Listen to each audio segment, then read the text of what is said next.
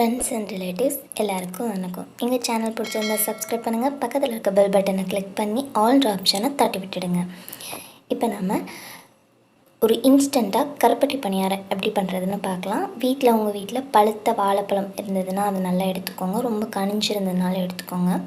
அதை நல்லா மசிச்சு விட்டுட்டு அதில் இந்த கப்பில் 1 கப் அளவுக்கு கோதுமை மாவு எடுத்துக்கிறேன்.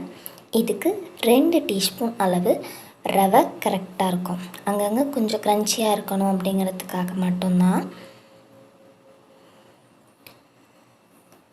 இப்போ இதுக்கு தேவையான அளவு கொஞ்சமாக உப்பு,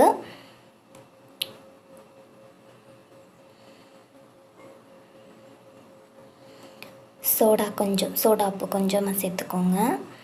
பேக்கிங் பவுடர் இருந்ததுன்னா அது கொஞ்சமாக ஒரு 1/2 ஸ்பூன் அல்லது 1/4 ஸ்பூன் அளவுக்கு டீஸ்பூனில் சேர்த்துக்கோங்க. நீங்கள் ஒரு பிஞ்ச் எடுத்து போட்டாலும் கரெக்டாக இருக்கும். அப்படி உங்கள்கிட்ட பேக்கிங் பவுடர் இல்லைனாலும் பரவாயில்ல, ஒன்றும் பிரச்சனை இல்லை. ஆப்பச்சோடா கொஞ்சமாக சேர்த்து போட்டுக்கோங்க. வாழைப்பழம் போட்டிருக்கறனால நார்மலாகவே நல்லாவே வரும். இப்போ அதை நல்லா கலந்து விட்டுக்கோங்க. வாசனைக்காக நான் 1 ஏலக்காவை தட்டி இதோடு போட்டுக்கிறேன். இப்போ நாம் இதில் சர்க்கரை போட போகிறதில்ல. நட்ஸ் இருந்ததுன்னா கொஞ்சம் போட்டுக்கோங்க. ஆக்சுவலாக நீங்கள் இதுக்கு நட்ஸ் போடுறத விட தேங்காவை நல்லா பல்லாக கீறி அந்த மாதிரி போட்டிங்கன்னா ரொம்ப டேஸ்ட்டாக இருக்கும்.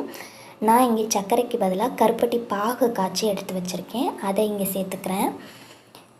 எடுத்துக்கிட்ட 1 கப் அளவு மாவுக்கு நம்ம 3/4 கப் அளவு கருப்பட்டி பாகு சேர்த்தோம்னா கரெக்டாக இருக்கும்.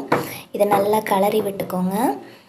ஒரு 5 நிமிஷம் இல்லைன்னா 10 நிமிஷம் வரைக்கும் ஊற விடுங்க.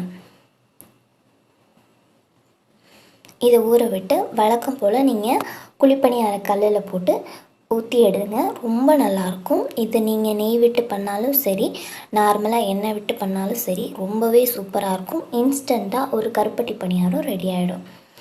நீங்கள் இதை ஆயிலில் போட்டு ஃப்ரை பண்ணுறதா இருந்தாலும் பண்ணலாம்.